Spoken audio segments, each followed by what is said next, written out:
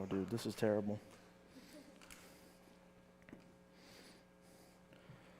I am Cameron DeRosiers, and this is my project. I overhauled my mud truck.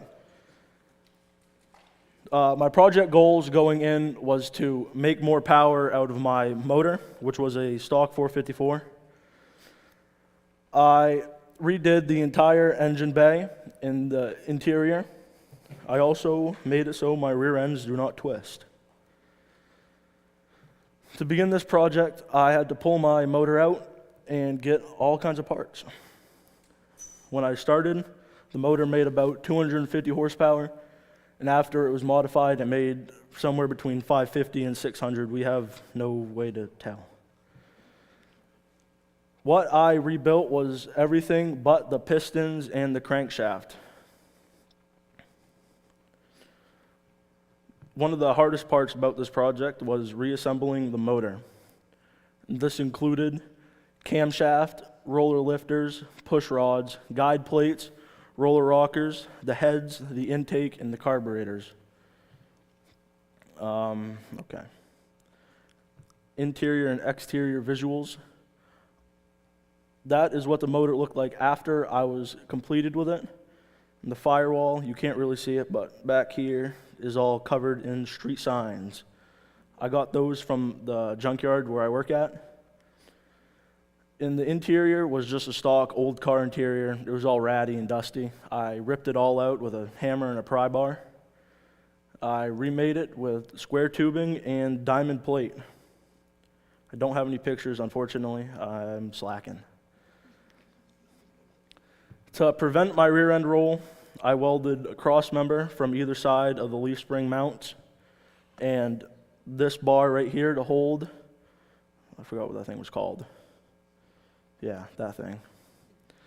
And rear end roll is a bad thing in big trucks like this because when you have that much power going and your rear ends start to twist, it binds your drive shafts up and breaks everything. I've done it before, and that's why I had to fix this problem. Some of the takeaways from this project was it is not easy work. It's very technical, and I didn't quite understand how hard it was going to be when I first started taking on this project. I thought it would be a lot easier than it was, but it wasn't. Seeing the truck run was extremely satisfying, and I have not felt a better feeling in my entire life than when I first started this thing up. It costs a lot of money, like a lot. I spent nearly $10,000 rebuilding the motor and some other small stuff. I didn't pay for a lot of it because of the junkyard I work at gives me materials. For thank yous, I have my amazing project advisor, Miss Q. I don't think she could be here today, but just know she's amazing. Molly Shen for financial support throughout some of the project. She generously donated sum of money to the Freeport senior projects, and fortunately I got some of it to help me out.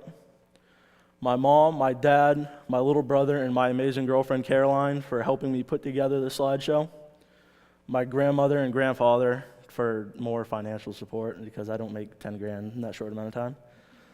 All the people at my work that helped me pull parts from other trucks and gave me materials, especially Doug. He's a big help because he has a truck like this too. And my welding teacher for helping me learn how to weld. I have videos if you guys want to see that. Do you? Okay, here you go. This is the first video.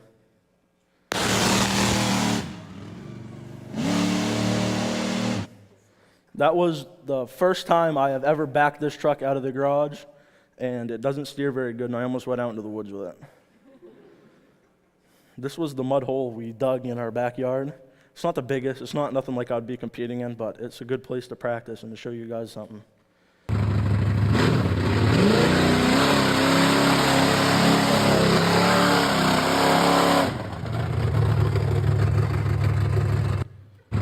Oh, we don't want to watch it again. I've had a lot of problems putting this thing together. The electronics have just died, really. That was almost $1,000 worth of parts that had to be thrown away because they decided not to work. I had to rewire everything. Actually, I'll go back here so you guys can look at this magnificent creature. And questions? Thank you. I love you too, whoever said that.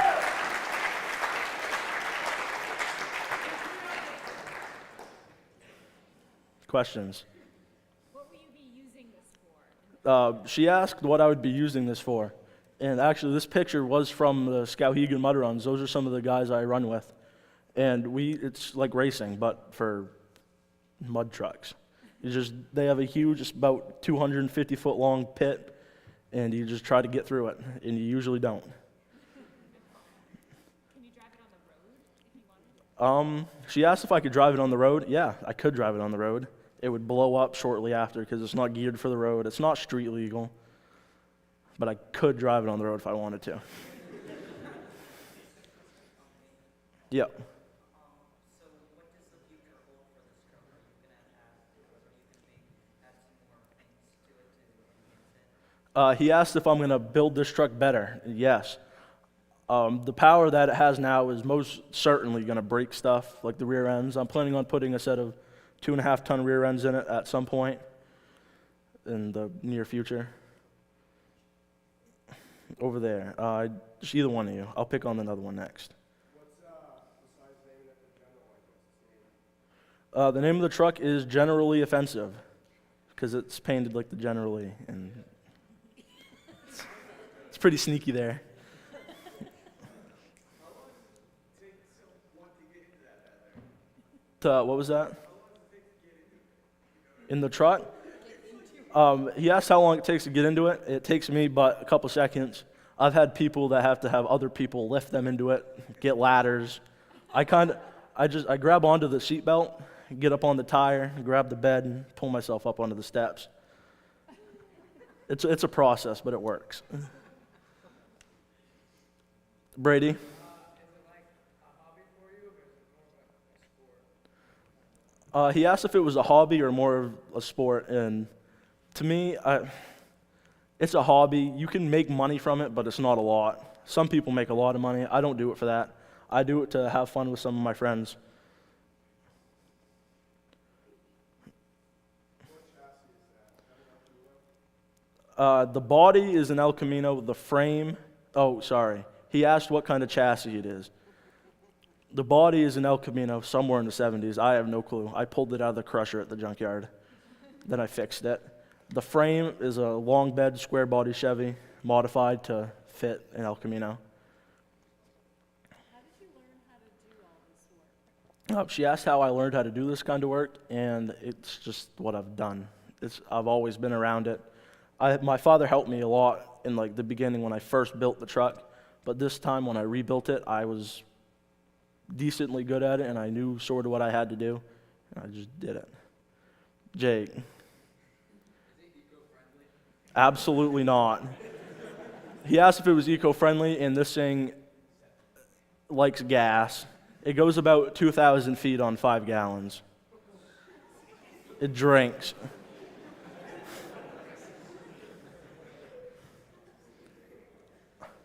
Oh, dirt boy. What do you keep stock on it? He asked what I kept stock on this truck. The shifter and the gas pedal. That's about it. There's nothing really stock about it. The transmission's had work done to it. Torque converter, motor, everything's been replaced. Tires are not stock, in case you couldn't tell. Mr. A? So if you're trying to sell this right now as is, what could you get it for? What is the value? He asked what the value of the truck would be if I decided I wanted to get rid of it right now, which is not going to happen. But I couldn't tell you. I have no clue what this thing would be worth to somebody. It might be above 10 grand, it might be below 10 grand. If I were to sell it, it wouldn't have the motor or transmission in it. So it would probably be about 4 grand, 5 grand for the body and the tires and the rear ends and the frame and all that. Is there any more? I can't see anybody. Thank you.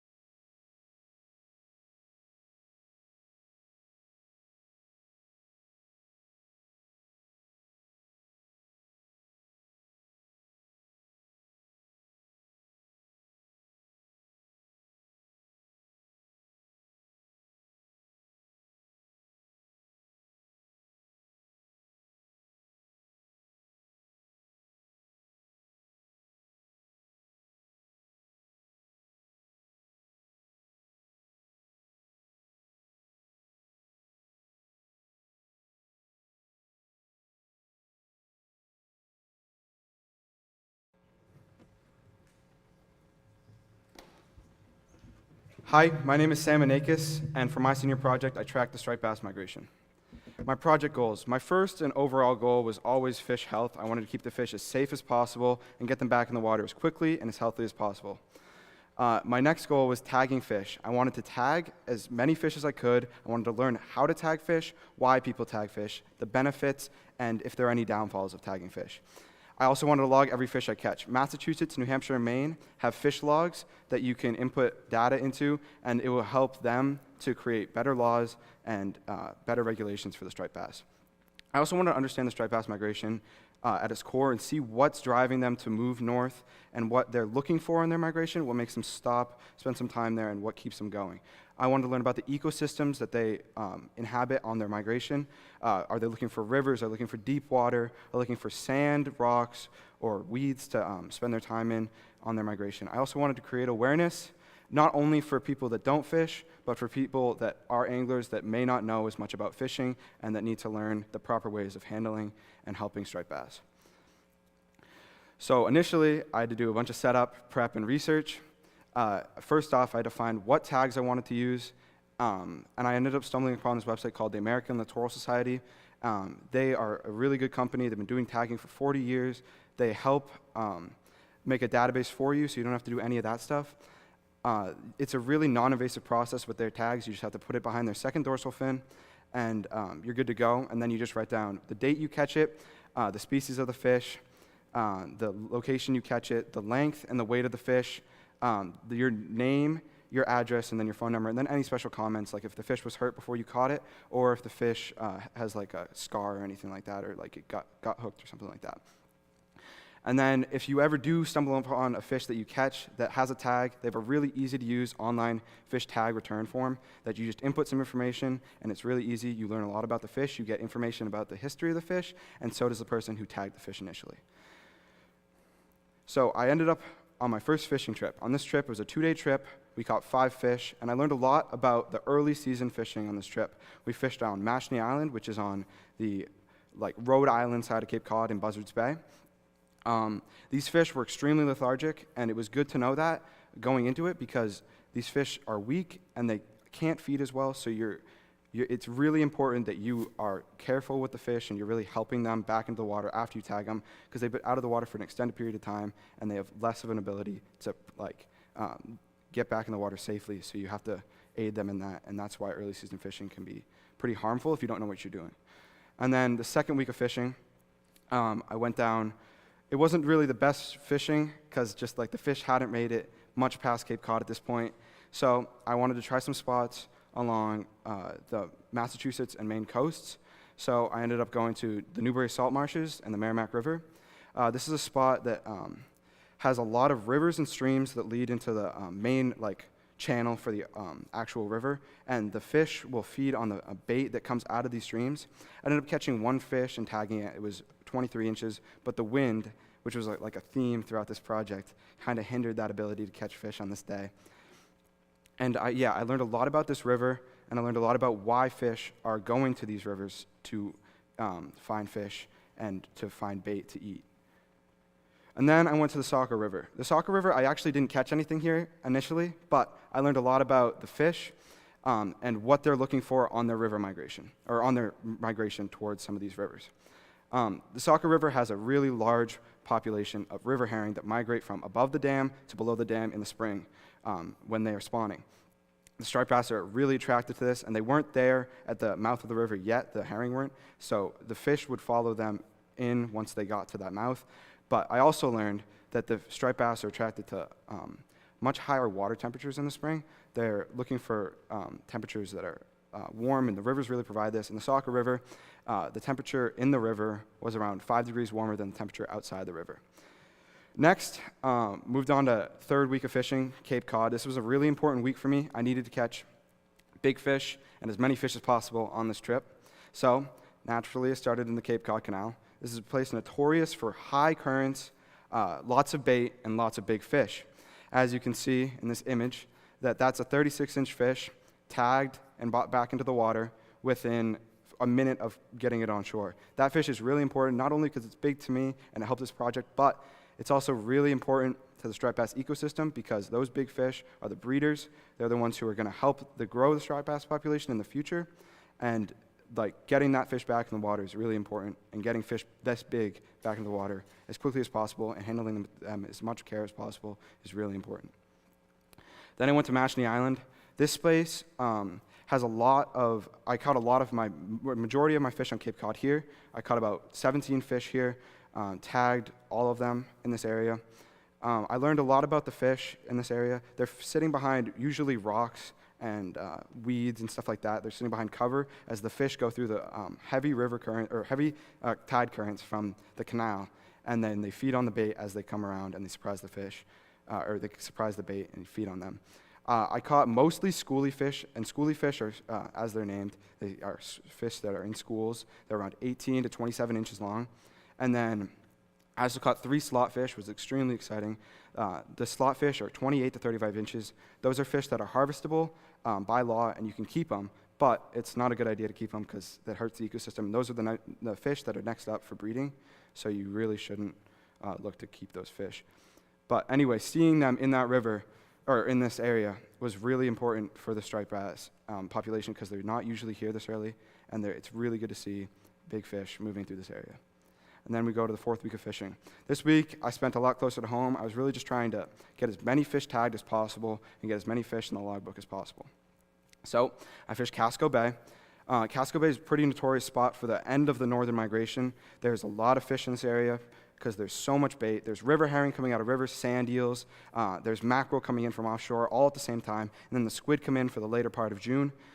This is a really important spot for fish, and there's a lot of bait. This is a great feeding ground for stripers, and when they come here early in the spring on their spring migration, they can go into these rivers where the temperatures are warm, where they can easily get food and bait, and it's really good for the fish. I ended up catching over 30 fish, around 35 fish in this area. Most of them were, again, schoolie size, which is typical of this time of year. The bigger fish are a little bit slower in their migration. But I did catch 3 slot-sized fish, which is really important to see because the slot-sized fish usually don't arrive until late May or like end of May and then early June, which is really good to see because it shows that there's a lot more slot-sized fish alive and moving than there have been in past years. Challenges. I had a lot of trouble finding fish. On Cape Cod, I'm casting mostly from the surf, so you have to pick a spot early on, and you have to fish that spot because you can't really move around, and finding fish in those spots can be difficult at times, so that was just interesting in finding like the best spots to fish around those areas. And then back here in Maine, I have some fish, or spots that I usually fish typically, and those spots really weren't panning out as well as I would have liked, and then I had to adapt. I had to find new spots and had to find better ways to fish and better ways to catch. Another challenge was the wind and the weather. The wind was constantly bad. It was always blowing back against me and making it really tough to cast and get into the areas that I needed to catch these fish. The weather was also, as you know, very cold, very windy, very rainy this whole month of May, which can slow down the striped bass migration. It makes them really lethargic and less apt to eat, which is not a good thing when you're trying to catch fish, and it's also not a very good thing for the striped bass who need to be in these warmer waters to remain healthy and eating and feeding. I also lost a lot of lures, which isn't good, mainly because, or partially because of price, because lures are expensive, but also when you lose a lure in a spot like the Cape Cod Canal, when you're trying to fish these super heavy, big weights that you can't use like these super small things, you have to use big lures, and if you lose a lure like that, it can be catastrophic to a day of fishing. Successes. 0 fish died, and this doesn't sound like that big of a deal, but 1 in 10 fish caught by anglers and released by anglers is usually dead, and that's a really big problem, and that's not coming from knowledgeable anglers. It's coming from the people that are just going out fishing like 3 times a year. They don't know what they're doing, and they're releasing fish, handling them poorly, and then they're killing them. I caught 53 fish total and tagged 51 fish. Takeaways. Logging. Logging is one of the most important things to helping fish in their populations. There's only 46 people in Maine that log striped bass at this point in time, and if we can increase that numbers, it gets more data to the legislature, and it helps the fish a lot more. than anything else you can do, because those are the people that are going to change laws and rules that will help the fish. The fish population is doing a lot better than it has been in the past. There seems to be a lot more slot-sized fish, and there seems to be a lot more larger fish, and that will lead to more fish, more smaller fish, and that will in turn create a more balanced ecosystem of striped bass and create a better striped bass population overall.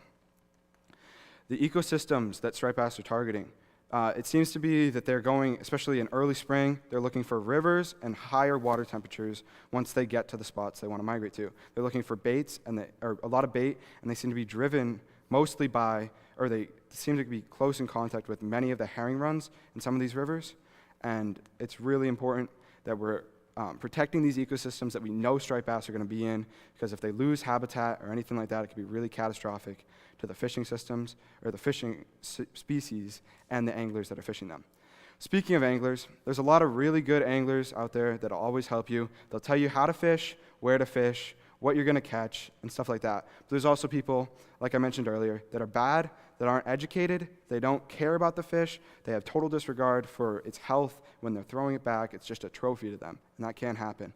Those people are the people that are having that 1 in 10 fish die, which is catastrophic to the fish populations, and we really don't want that.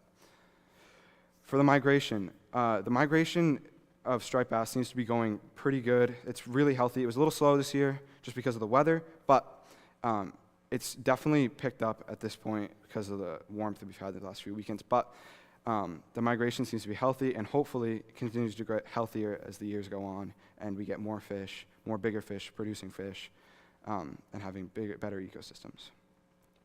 Thank you. Thank you to my family for always supporting me and having my back throughout this whole thing. Thank you to my dad for being there on my boat every day, fishing with me. Thank you to Ms. Levin and Ms. Peterson for making this all happen. Thank you to Ms. Taylor for being my project advisor. And then you to FHS for this opportunity.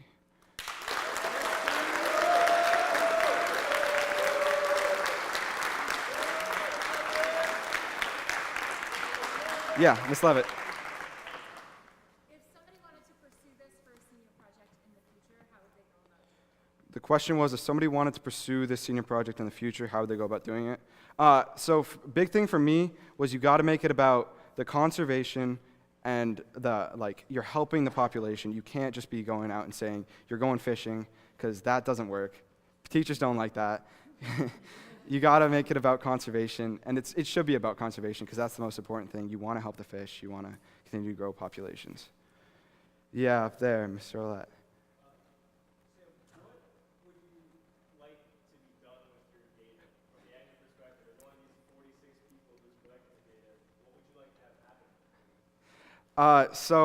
This information goes into the database from Maine and Massachusetts and New Hampshire. It leads to them knowing about the striped bass, and if their populations are low in some aspects, like if there's less slot fish, less schoolies, and they can adjust the slot size. It used to be 21 to 27 inches you could keep, but now it's up above that to create a bigger population of smaller fish.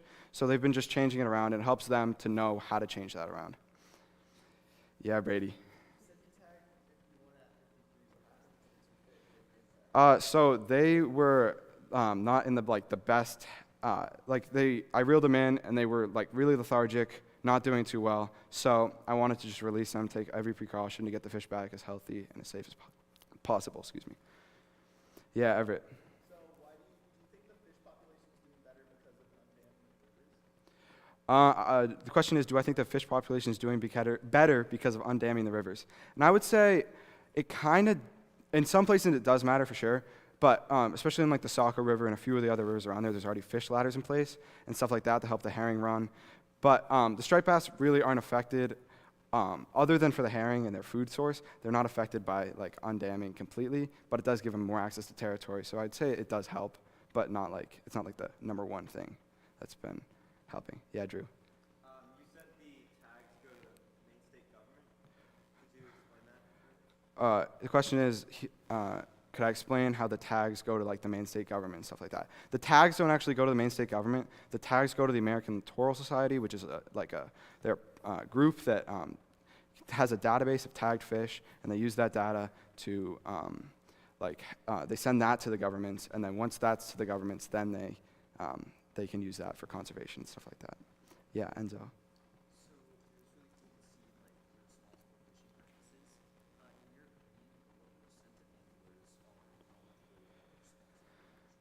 I think it's a decent percentage on most places. When I was fishing like Mashney Island, places around here, you see a lot of good fishermen knowing exactly what they're doing. But when you're at the canal and it's like this circus show of hundreds of anglers packing the banks, it's you run into a few guys that just don't know what they're doing.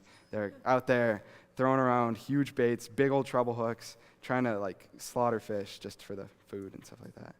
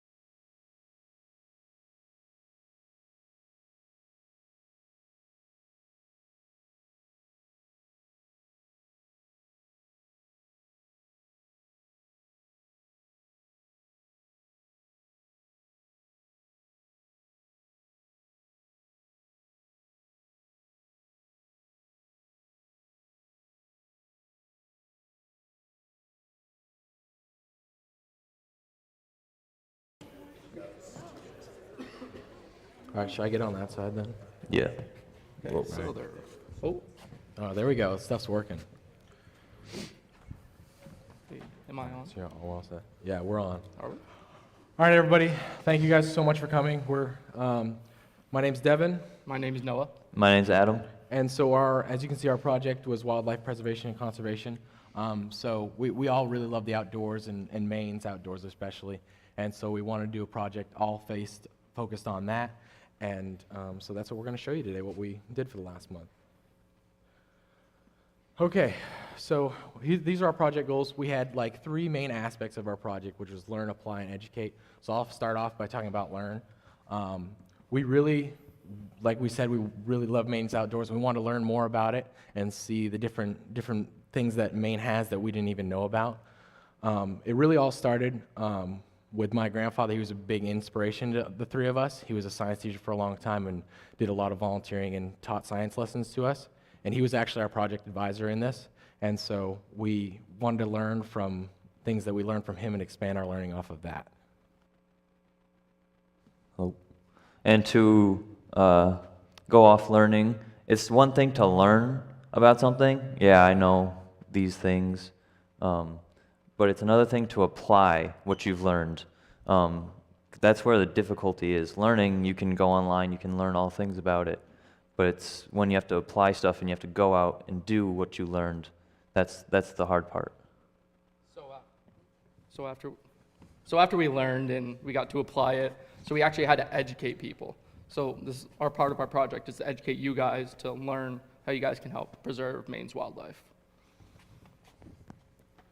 Okay, so our process, first thing was we had to create questions. So we had interviews lined up by different people, different parts of Maine parks and the Inland Fisheries and Wildlife. So we had to create the questions, and next we had to do the interviews, set that up. We actually had to Zoom for one of them, and so because of how far away they were, and that was a whole process as well. Keep going. Okay. Next step was collecting video. So in educating people, we decided the best way to educate people was through a documentary. So while we had these interviews going on, we still needed film, not just of the face, just telling you the things, but also film of like montage so that it's still like entertaining to watch. And not like a classroom setting. It's more of like, you're outside with us while, you're learning. So while we had to learn, we had to visit the state parks to get some good footage to show you guys. And then these state parks were actually very valuable for us to learn and actually apply our education to it. And lastly, we just edited it. So this is what we're all putting things together. So I'll go into depth about these interviews. So the first interview we did was a man named Keith Draper, which is actually, if you guys know Miss Draper, it's her nephew, and he's a state park ranger in Aroostook County. And so there's a picture. The picture there is of me on a Zoom with him, and we were talking with him and asking him a bunch of questions, and it was actually really cool. The next part was Evan Franklin, a game warden for the state of Maine. So sadly, due to the state of Maine's certain guidelines and things like that, we weren't able to have video of him, but we were able to email him and ask questions and talk to him about those things. For our next, we had some informal interviews with people that the director of the fishery and some of his crew while we visited the fishery in New Gloucester. It was really cool because we didn't get the tour specifically from them. We had it from fellow seniors who were volunteering there. Because they've been so busy, they're understaffed, sadly. So they just had to work while we had to go on the tour, but we still got to talk to them a little bit. So we attempted to go to Bradbury Mountain, get an interview with the park rangers there.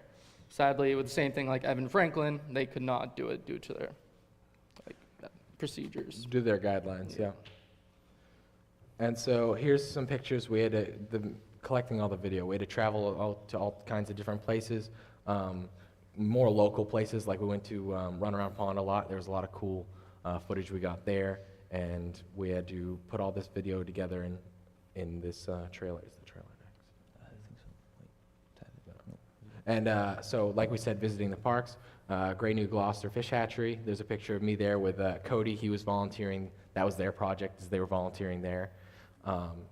And then, like we said, we visited Bradbury, and we cleaned up some trails while we were there, and just were able to see how beautiful right around the corner in Pownell, Maine it is. Slide over.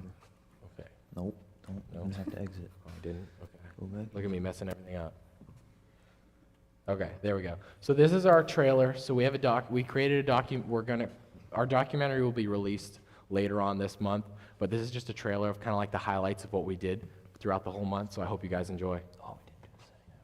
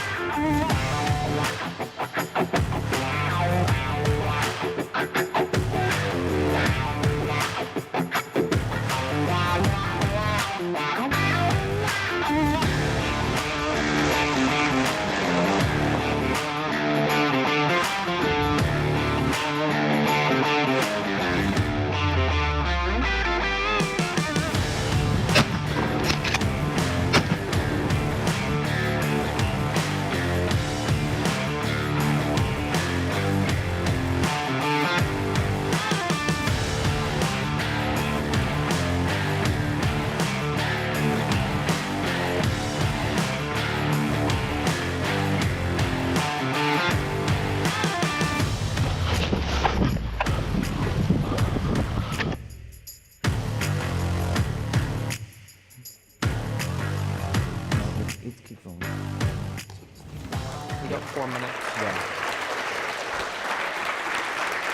We got 4 minutes. Good job, Devin. I know. Okay. All right, you get that. Awesome. So yeah, so that's the trailer we put together, and so you guys will see if we set on we're creating a YouTube channel based on our project. It'll be posted, I think, June 15th. Is Yep. that what? Yeah, June 15th. It'll be posted there. So if you guys want to see more, you guys can tune in there later. We also have an Instagram page for our project too that will showcase everything else there as well. So next we'll talk about our success and challenges. So we had one of the most difficult months, arguably, that we've had in recent. So sadly, Adam and I both tested positive for COVID on 2 separate weeks. And then before that, we sadly lost our field advisor, my papa, on May 11th, the morning of May 11th. So those were our 3 main challenges that we had to do. Besides, like we mentioned with the interviews and not being able to have certain footage of certain people, that was tough too. But we had a lot of success too. We overcame a lot. The experience was phenomenal. We got to see all kinds of different places and get a lot of inside access with different people, which was very awesome. Another success for us was just learning about all this stuff, because Devin and I were in Boy Scouts for a short time, and Noah was in Cub Scouts, but they don't exactly teach us about like how to conserve and preserve. They just told us like leave it better than you left it. That's really their motto, but they don't actually go into detail saying, well, the state has these protocols and stuff like stocking ponds so that people can still fish and all that kind of stuff. So some good takeaways from this project. We learned there's a lot of volunteering opportunities anywhere. Where there's like the hatchery, where they're so short-staffed, they'll take any volunteers when they want to. Yeah, he literally mentioned to us, like, just literally you can walk in and then they'll use you. That's what Cody and Zach used for their whole project, just because they need bodies, they need people so that they can do certain things that you can't do. While, as you saw in the video there, I was just feeding fish, you know, so that little thing helps them a lot. So lastly, we just want to have our thank you slide here. We want to thank the whole FHS staff, especially our project advisor, Ms. Draper. She was a huge help in guiding us, putting everything together, and making sure we stayed on track. Our interviewees, Keith Draper, and then Evan Franklin as well. Even though we weren't able to have him on video, he still answered so many questions, and it was a huge help. And we want to shout out like Bradbury State Park for letting us clean up the trails and all that kind of stuff. And then we want to just say thank you to all the families and friends that helped us out along the way. Yeah, because we had some funding we had to do, unexpected, but they helped us out with that. So Especially, we'll shout out to Colin, drone pilot over there. Helped us out with a lot of video, so that was really cool. Anybody have any questions?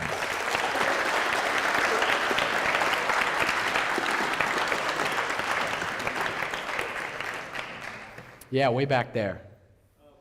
Are you guys planning on studying this field further or working in the field? The question was, are any of us planning on studying or working in the field in the future? Possibly, nothing specifically. It's just something we really just love. We love Maine, and we love being in the outdoors, and so that's why it's a really common interest in all of us, so that's why we came together and did that as our project. Yeah, Colin?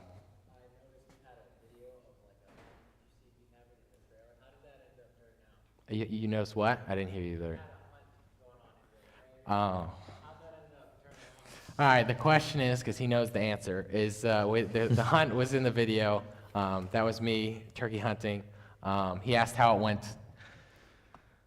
It didn't end up very well. Clearly, we don't have any pictures of me with a bird or anything, but I did get to shoot at something in the woods, which was cool. But no, so it didn't end up very well. Yeah, go ahead. Do you have any plans to promote the documentary? I like how you said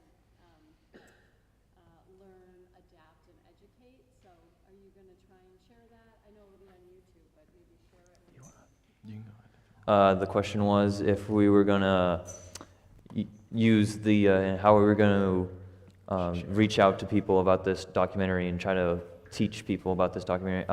We have a film festival in the state of Maine for students in high school, and it's a 10-minute slot that we have to fill, and so we're gonna put in a mini 10-minute documentary into that subject into the film festival. Along with posting it on YouTube. Yep. Any other questions? Yeah. Firstly, I'm sorry to hear about your grandfather. He's a good man. Appreciate it. Second, how many shots did you let out at that bird? So the question was, how many shots did I let off the bird? So legally, you're only allowed to have 3 shells at one time in your shotgun when you're turkey hunting. So I had all 3, and I used all 3 and didn't hit any of them. So, you know, but it's how it happens sometimes. Anybody else? Yeah, Eric. How much footage and photos did you end up with? How much footage? The question is, how much footage or photos do we end up? It's hard to tell, Adam. What do you think? It's hard to tell. We had at least several folders of different things, ranging from interviews to footage shots and drone shots. I want to say in total we probably had a solid 12 hours of footage, if not more. Yeah. But there was a lot of footage that we couldn't use. Yeah, for sure. Anybody else? Any other questions? Oh, Colin again, yeah. Out of the places we went to, what was our favorite? That's a good question. What do you guys think?